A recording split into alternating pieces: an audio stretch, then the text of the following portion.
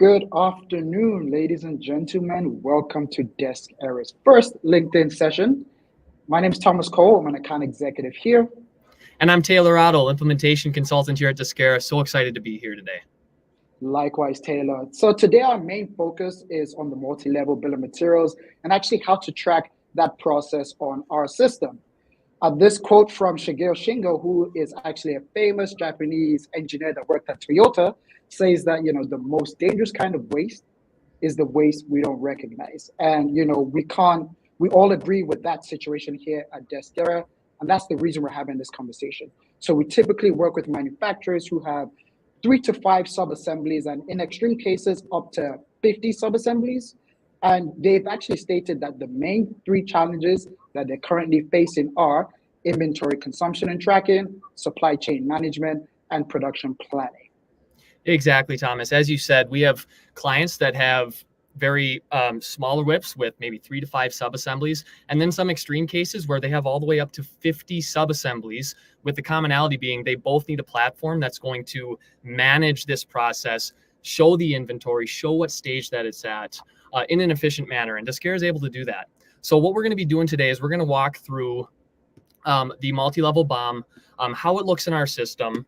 And right now we're going to start by just going into our material master and seeing the structure of our inventory list. So right away, we can see a list of everything in our inventory. We can see our finished goods, our raw materials, our sub-assemblies or our whip materials, and it's all laid out here. The great thing about our product is our columns are completely customizable. I can put them in any order that I want.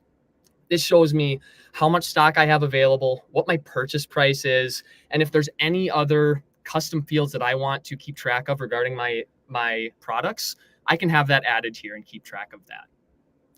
So going in, we're going to be looking at a multi-level BOM example today. And taking a look here, this is what our work order screen looks like. So these are all of our open work orders that we have in our system. It's going to show us exactly what we're looking at. I can see whether it's completed or not, what my job status is. If I have any quality control, I can see what the status is there as well. With the multi-level BOM that we're going to be looking at today, I can see here that in my multi-level BOM, I have a prep job. I can see how much expected time it is that it's going to take, my start date, my end date. And then if I look over here in my BOM explosion, I can see what all this multi-level BOM consists of. I can see at a very basic level, to create this multi-level BOM, I have a sub-assembly 6 and I have a sub-assembly 3. Taylor, what would we need to see that sub-assembly 6? Is there like a bigger picture and sub-assembly 3 in order to create the finished product? Yeah, exactly. When we have clients that have to keep track of so many different steps, when I talk about that client that has 50 different sub-assemblies, this doesn't necessarily help them. They want to be able to see the big picture here. So just again, before we get into that, I can see very clearly, do I have enough stock available to create this product? If it's green, it says that I have it available. If it's not, I don't. So if I'm trying to create this multi-level BOM, I can see that I need to create whip 6 and whip 3, or I need to acquire that product somehow. So how do I do that? I got to look at the big picture here. So if I take a look at this BOM explosion here, I can see that whip 6 requires another sub-assembly and a raw material. If I break it down even further, I can see that my whip 3 requires raw material 3. So now that I have everything carroted down here, my sub-assembly within a sub-assembly is showing, I can see very clearly all of my requirements here to create ultimately this multi-level BOM. Over here, I can see what I have available, what I don't. I can see lead time. So maybe it takes up to 14 days to get this raw material that I need for this product. I can see that, okay, I need 14 days. I need to make sure that I'm planning. I can see this is how long it's going to take me to get there. So I'm prepared and I can get this product made as efficiently as possible. That's awesome. Taylor, I was actually speaking to a client the other day. Now they have 3 ways of getting their sub-assembly set up. They do it in-house. The second is they send it out to a contractor or third-party manufacturer to actually produce it for them to save on time, for example. And, the third is they're procuring these sub-assemblies as a whole. Is there a way for us to see on the Deskera system how that's being done? Yeah, absolutely. So our system can actually handle all 3 of those situations. A lot of cases, we have clients, if we look at it at a very simple level, we can see we need whip 6 and whip 3, where they're just going to create a purchase order and they're just going to purchase that product, maybe do the prep work that goes into creating that multi-level bomb, but they can just very simply purchase this. And how I would do that is I can click it. I can create a purchase order right from this bomb explosion screen. I can choose my vendor. I can see the price, add any charges I have, and I can do that right from my bomb explosion screen. The other option that you mentioned was outsourcing this job. So maybe I want to send them these raw materials. I don't have the means to do the operation in my warehouse, or I just don't want to. I can outsource that with a job workout, where I can very clearly here click create job workout. I can choose the contact that I'm sending my raw materials out. And the great thing about our job workout system is I can see when exactly that I ship my raw material goods out. So whip 3, whatever those raw materials are, I can ship those out. I know exactly when they were dispatched. I know when I've paid for that to get done. And then I can alert myself when I receive those goods back in. So all of that information is tracked for you, and you can see the step of the process every step of the way. The third thing you mentioned is we're just going to make this in-house. We're just going to create these products. We're going to take the raw materials. We're going to perform an operation for them. So I'm going to take us through that today. I've already went ahead and created these work orders here. So I know that my multi-level bomb, I need whip 6 and I need whip 3. We covered that. If I take a look, what's really cool here is I have what's called a parent work order. So I know that these 2 jobs are connected to this ultimate multi-level bomb example. And that's shown to me really clearly here. So if I want to go through this process, I'm going to take a look at my first work order here. I have an operation that needs to be done, and I have the raw materials that I need to allocate. So I can see that I have 54 here available, and I have 1 required. What I'm going to do is I'm just going to allocate that product, and I'm going to complete this operation. What's really cool here is when I mark it as complete, it's going to actually ask me, how long did this take me to complete? I have my estimated time, but how long did it actually take me to complete? So I'm going to put 5 minutes here, and I can click save. And now that my operation is completed and I've allocated my raw materials, I can complete that order. It's going to ask, okay, I wanted to create 1. Did I actually create 1? Yes. And it's going to tell me my yield. So maybe I'm creating 150 or 200 at a time, and maybe I only make 190 out of that. That information is going to show it here. So when I complete that order, we're going to notice 2 things here.